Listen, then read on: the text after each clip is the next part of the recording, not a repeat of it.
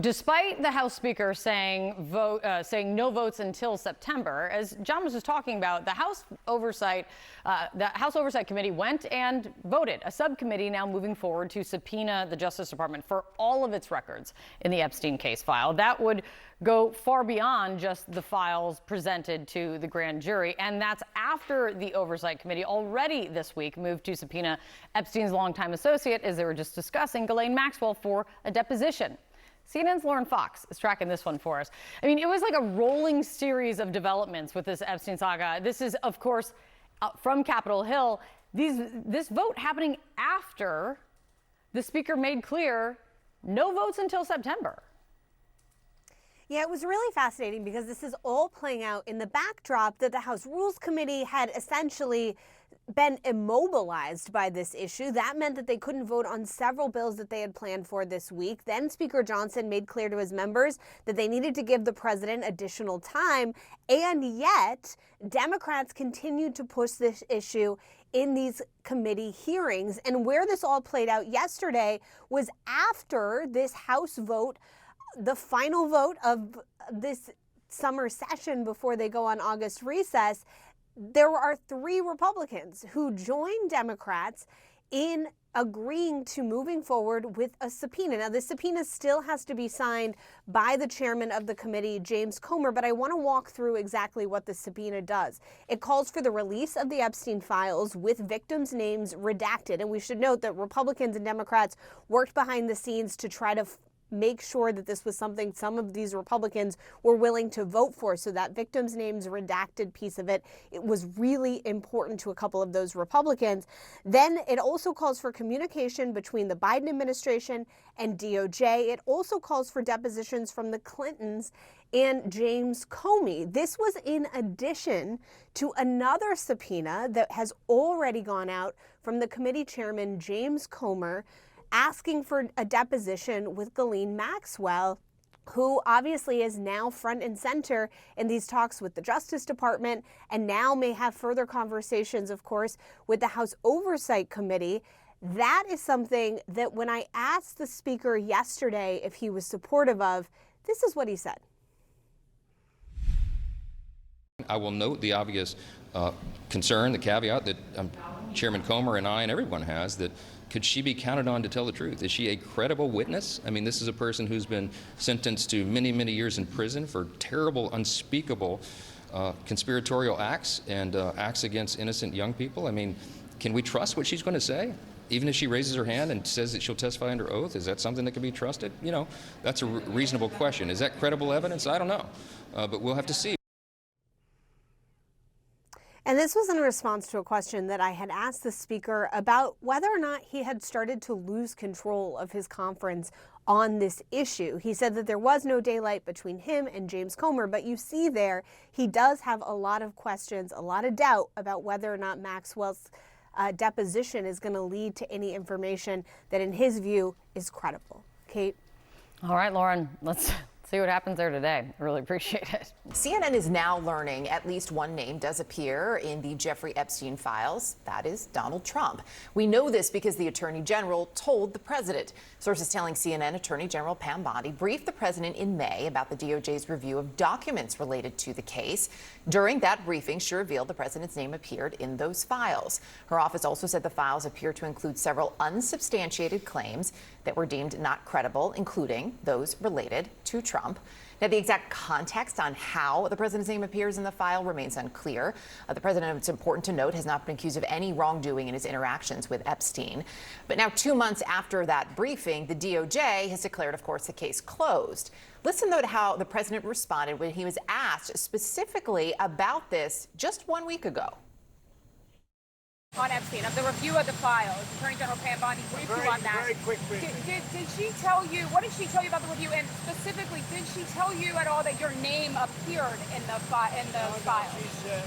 She's given us just a very quick briefing, and in terms of the credibility of the different things that they've seen. Attorney General Bondi and Assistant AG Todd Blanche issuing a statement on Wednesday, which reads in part, nothing in the files warranted further investigation or prosecution. And we have filed a motion in court to unseal the underlying grand jury transcripts. As part of our routine briefing, we made the president aware of the findings. Efforts by the White House to get Congress to move on from the subject hitting yet another stumbling block on Wednesday as a Republican-led House Oversight Committee voted to subpoena the Epstein files from the Department of Justice, escalating the division and the tensions, frankly, between House Speaker Mike Johnson and the rank and file in the House. What do you think of the Speaker adjourning the House early to avoid this whole fight over Epstein? This fight's coming no matter, I mean, this is here, and I've made it part of my life's mission to protect women and kids, and I think that, I'm ready to take this vote. I think we should take this vote and move forward. The president wants to move on, though. He says it's time to move on. I've been very clear on my opinion on this issue for a long time. I mean, you'd have to have your head in the sand to say that this is going to go away. It's not. The public deserves it.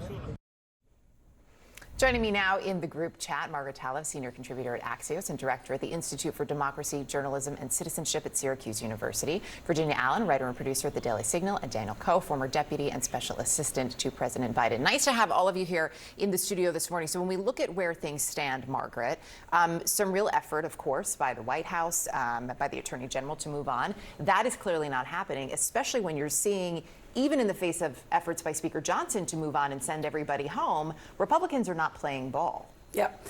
This has been one of the rare issues that divides the president's base of support and congressional Republicans. And you could be forgiven if you were an American who's like on summer break, maybe you took your kids somewhere and you're sort of like in and out of the news. And it's like, there are no Epstein files. What? That's surprising. Oh, wait, there are Epstein files, but there's nothing to see here, but it's been unsubstantiated.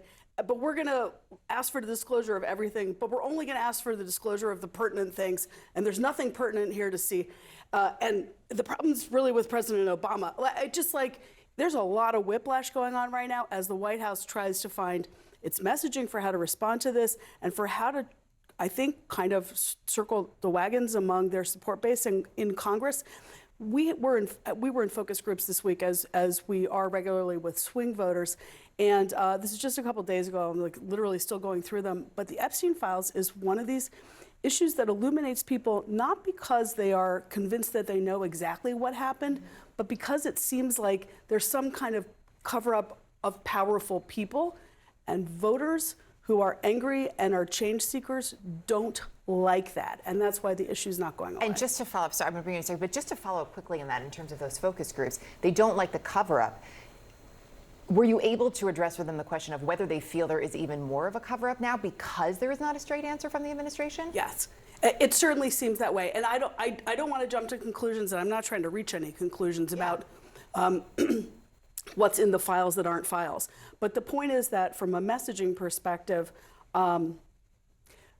there's enough of the public who are either Republican voters or in that kind of swingable camp who don't like the idea that there isn't transparency around this issue and that is what they want more of. And the president is, I think, sort of trying to message it both ways. He's saying, let the judges release everything, but there's nothing for us to release here. Yeah. And now there's backdoor conversations. I just think there's a lot of mixed signals going on here about whether the White House has absolutely nothing to hide or whether they're concerned that misinformation will be misconstrued. And it's creating some inconsistencies in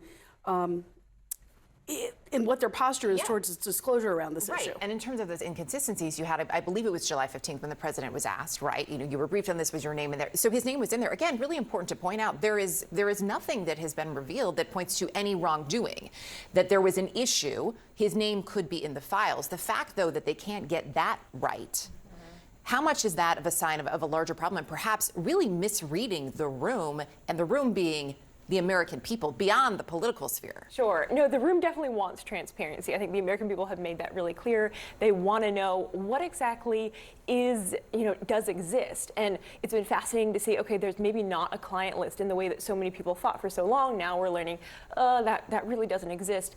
But I think if there was damning information against the president in whatever does exist, whatever papers, that would have been released certainly during the 4 years of the Biden administration. So now you have Todd Blanche apparently is going to go speak with Ghislaine Maxwell, right? There's now, this vote for a subpoena for Ghislaine Maxwell. There are sort of two questions at play here. Both the what could we get, right, from the deputy AG going to speak to Ghislaine Maxwell, who has not been seen as credible, frankly, in the past from her, and also why not speak to the victims if it's that important? Yeah, I think that's to be determined. But here's the reality why you're seeing so much chaos. Trump has run the same playbook for every issue for the dawn of time, right? And that's distract and deflect and deny. This is the first time where that playbook just doesn't seem to be working. He once said that he could stand in the middle of Fifth Avenue and shoot someone and not lose any voters.